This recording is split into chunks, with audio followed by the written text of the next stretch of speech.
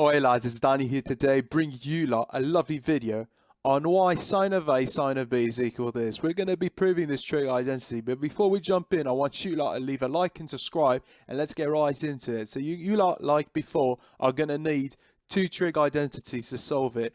So what we're going to do is essentially replace this identity inside this equation. So this one corresponds to this, and this one corresponds to this.